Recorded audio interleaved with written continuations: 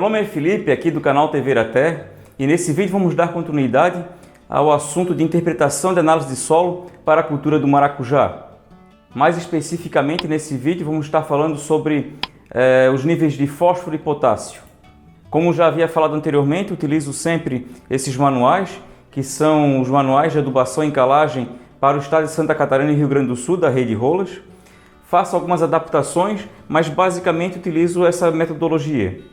Os manuais de adubação em calagem, eles trazem os solos divididos em classes, muito baixo, baixo, médio, alto e muito alto, sendo que esses valores estão relacionados com o potencial produtivo da lavoura. Por exemplo, uma lavoura que tenha análise dada como baixo, ela tem um potencial produtivo de 40%, uma lavoura com resultado médio de 75%, uma lavoura com resultado alto 90%, e quando chega no muito alto, ou seja, o nível alto, ele vai do 90% até o 100% de potencial produtivo. Outro ponto que é interessante perceber é que essa faixa entre o zero e o baixo, entre o baixo e o médio, entre o médio e o alto, elas têm a mesma dimensão, e se eu somar esse volume, essa quantidade para chegar até o alto, e eu dobrar ele, eu tenho então um nível muito alto. Em se tratando de culturas com elevada rentabilidade econômica, como a cultura do maracujá, eu costumo fazer a recomendação de forma que a quantidade de nutriente fique aqui pouco acima do muito alto, ou basicamente ali no muito alto, e além de fazer as reposições conforme a exportação da cultura. Mas prefiro evitar situações como essa, que eu considero aqui um exagero, né? Que é o que acontece nas lavouras de fumo, que mesmo aquelas que fazem análise de solo, na maior parte das vezes, utilizam quantidades de adubo sem levar em consideração essa análise de solo. Os manuais de adubação em calagem fazem uma relação entre o nível de potássio e a CTC do solo, mais ou menos como esse gráfico que eu apresento aqui, sendo que esse gráfico apresenta então a quantidade de potássio necessária para que o Rolas, esses manuais, considerem que um determinado solo esteja com a quantidade alta de potássio. Para solos que têm uma CTC entre 0 e 7,5, é necessário que ele tenha 120 mg por decímetro cúbico ou miligramas por litro de potássio nesse solo, para que ele seja considerado um solo com potássio alto. A partir de 7,5 até uma CTC de 15, é necessário que tenha 180 mg por litro de solo de potássio, para que seja considerado um solo com potássio alto. E a partir de 15 até 30, é necessário 240 mg por litro de solo para ser considerado um solo com potássio alto. Na verdade, o que a gente enxerga então é uma escada. Só que eu não gosto dessa metodologia porque eu acredito que seria alguma coisa mais justa se ao invés dessa escada eu tivesse uma rampa, mais ou menos como essa figura aqui, onde eu tenho uma variação linear e constante conforme a CTC do solo. Ou seja, por exemplo, usando a metodologia como uma escada, se um solo tivesse uma CTC de 7,4, ele precisaria de 120 mg de potássio para ser considerado um solo com potássio alto. Já um solo com uma CTC de 7,6 já precisaria de 180. Então, por causa de uma pequena quantidade no CTC, uma pequena variação na CTC, a minha exigência nesse solo variaria muito. Uma coisa semelhante acontece também em relação ao fósforo, que a Rede Rolas relaciona o teor de fósforo com o teor de argila. E eu faço também essa conversão de uma escada, desses degraus, em uma rampa. Conforme eu já havia apresentado, essa é a planilha que eu utilizo para fazer a interpretação da análise de solo. E aqui eu preparei novamente uma análise para fazer essa demonstração. Conforme a gente já havia visto no momento anterior, aqui eu tenho a quantidade de calcário que eu necessito colocar para chegar num pH de 6, e como sugestão aqui seria então colocar essas 2 toneladas como calcário dolomítico, que já acertou aqui o equilíbrio entre as relações entre cálcio-magnésio, cálcio-potássio e magnésio-potássio. Porém, nesse vídeo o objetivo será mostrar nessa planilha como é que eu faço a adubação de fósforo e potássio.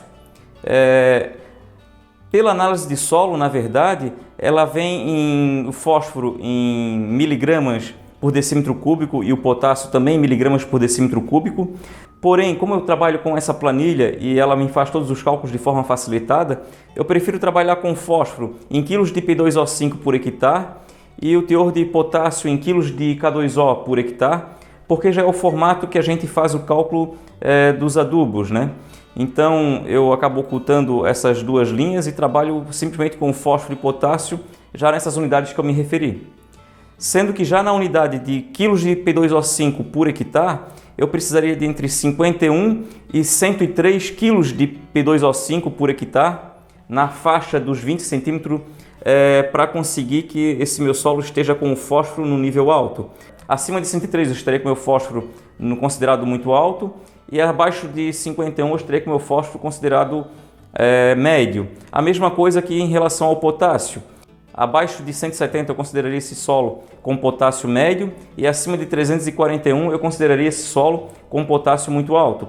Sendo que tanto para o fósforo quanto para o potássio, aqui eu não estou tratando eles no formato de degrau, em sim nesse formato de rampas que eu me referi anteriormente. E o tanto de nutriente que eu costumo colocar para alcançar uma boa produtividade nesse solo seria de pelo menos ultrapassar esse 103 e esse 342, mas cada situação é uma situação, e aqui até estou apresentando uma situação bem simplificada, onde eu acrescento 7.500 kg de cama de aviário, que além de acrescentar fósforo e potássio, eu estou acrescentando 90 kg de nitrogênio em média, que é uma boa quantidade para fazer esse arranque, né, das plantas, levando em consideração principalmente que esse nitrogênio da cama de aviário ele vai ser disponibilizado conforme a cama for se decompondo.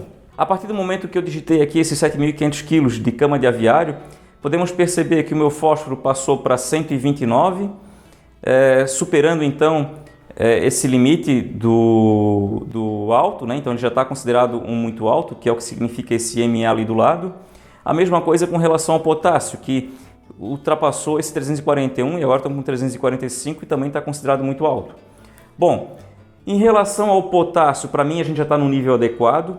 Porém, se a gente estiver falando de uma área que eu estou plantando maracujá pela primeira vez e que a minha parreira ainda não está montada, essa é uma oportunidade ímpar para que eu possa incorporar esse fósforo.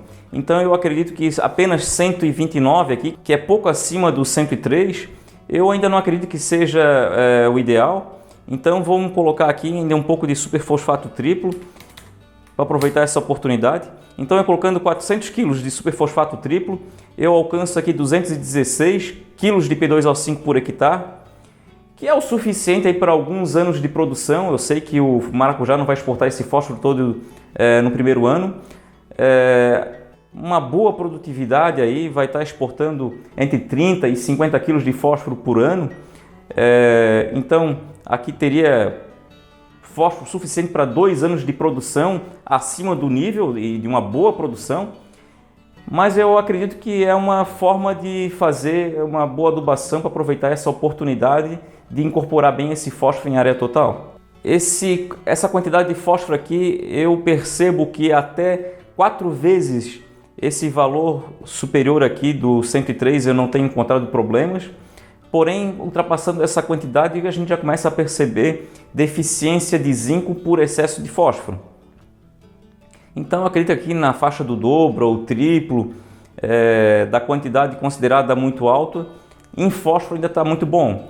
Agora, em relação ao potássio, eu entendo que já dá para parar por aqui, porque, na verdade, colocando a quantidade que já chegue, que toque no muito alto, passe um pouquinho do muito alto, é o ponto ideal. E a partir daqui, então, a gente vai fazer apenas as adubações de cobertura com nitrogênio e potássio. Em breve estarei fazendo mais algum vídeo mostrando como é que eu faço a interpretação da análise de solo com essa planilha.